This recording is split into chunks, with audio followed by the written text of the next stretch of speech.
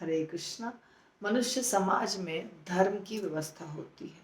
किसी न किसी प्रकार से कोई न कोई धर्म अवश्य रहता है, क्योंकि धर्म के बिना हमारा जीवन पशु जीवन के तुल्य हो जाएगा।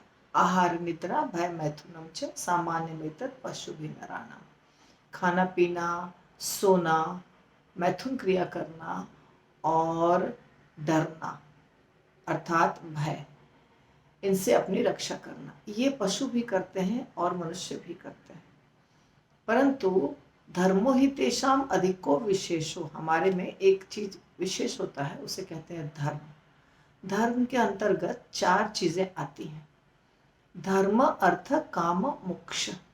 या धर्म की जगह हम कह सकते हैं कुछ शुभ कार्य करना।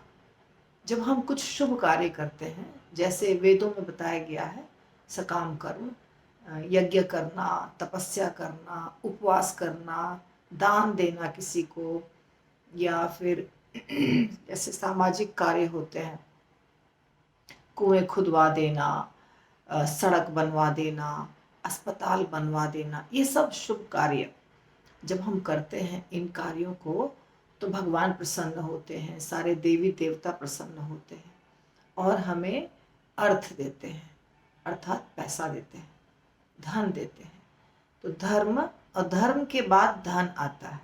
जब हम धर्म करते हैं, जब हम शुभ कार्य करते हैं, तो हमें धन की प्राप्ति होती है। और जब धन की प्राप्ति होती है तो तीसरा चीज है इंद्रिय तृप्ति। धर्म, अर्थ, काम। काम का अर्थ हुआ कुछ इच्छा, वासना, काम, उसकी पूर्ति करना, तो इंद्रिय तृप्ति। और जब इंद्रिय तृप्ति हम बहुत समय तक करते हैं, लंबे समय तक करते हैं, तो फिर हमारा मन ऊब जाता है उससे। तब हम सोचते हैं कि नहीं, अभी हमने बहुत खा लिया, बहुत पहन लिया, बहुत शादी ब्याह भी कर लिया। जैसे समाज में हमने देखा कि सौबरी मुनि ने विवाह किया था बहुत सारी राजकुमारियों के साथ, या और भी उदाहरण है श्रीमद् भागवतम में, या आजकल के ज़माने में भी हम देखते हैं व्यक्ति एक से ज़्यादा पत्नियों को रखते हैं। तो जब हम बहुत भोग विलास कर लेते हैं, तो दिल करता है कि नहीं, अब इसमें कुछ रखा हुआ नहीं है। फिर हम मुड़ते हैं भगवान की तरफ, अर्थात पहले भी हम भगवान का कर रहे थे, पर पहले हम जब भगवान का कुछ कर रहे थे तो हम उसके बदले कुछ चाह रहे थे।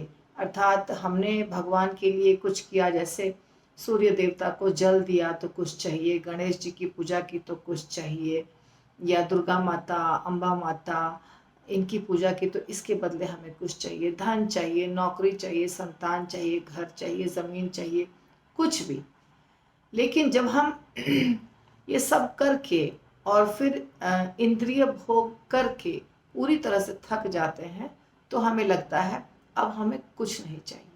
तब हम मोक्ष की तरफ मुड़ते हैं। इन चीज़ों से छुटकारा चाहिए। अब भगवान के पास जाना है, समझ नहीं होती है इसलिए हम सीधा सीधा मोक्ष बोलते हैं, लेकिन बाद में जब समझ होती है तो हमें पता चलता है कि भगवान की सेवा करनी चाहिए, या हमें भगवान के धाम जाना चाहिए।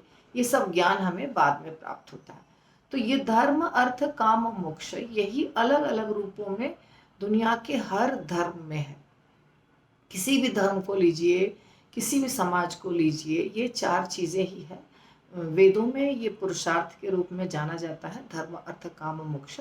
पर यही चीज़ें दूसरे जितने भी धर्म हैं दुनिया में, सब में यही चीज़ें हैं। अलग अलग नाम से जाना जाता है या अलग अलग रूपों से जाना जाता है। तो ये जब हो जाता है तो हमारी इच्छा होती है कि अब हम मोक्ष प्राप्त करें। चारों जब मोक्ष मोक्ष भी हम जब प्राप्त करने के उद्देश्य से कुछ करते हैं कि अब मोक्ष चाहिए, तो हमें कुछ न कुछ शास्त्रों को पढ़ना होगा, सुनना होगा, मंदिर जाना होगा, किसी भी धार्मिक संस्था से जुड़ना होगा। तो इसके बाद किस प्रकार का मोक्ष होता है ये जानना होगा।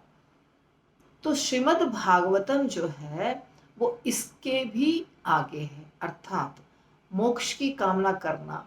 वेदों में जो वर्णन है मोक्ष की कामना करना और कुछ चाहना, छुटकारा चाहना इस दुनिया से। या जब हम देवी देवताओं के लिए करते हैं या भगवान के लिए करते हैं तो हमें कुछ उसके बदले चाहिए। पर श्रीमद् भागवतम इन सब से ऊपर है, जहां हमें कुछ नहीं चाहिए भगवान से, हमें सिर्फ भगवान की प्रसन्नता के लिए कार्य करना है। इसको कहते हैं भक्ति। भक्ति और ये धर्म दोनों में थोड़ा फर्क है। धर्म तो ठीक है, धर्म धर्म के अंदर ही सब आता है, पर शुद्ध भक्ति जब हम करते हैं तो हमें उसके बदले में भगवान से कुछ नहीं चाहिए, मोक्ष भी नहीं चाहिए। तो ये है श्रीमद् भागवतम का उद्देश्य। श्रीमद् भागवतम पुरुषार्थ के ऊपर है, उससे परे की चीज है। हरि बोल।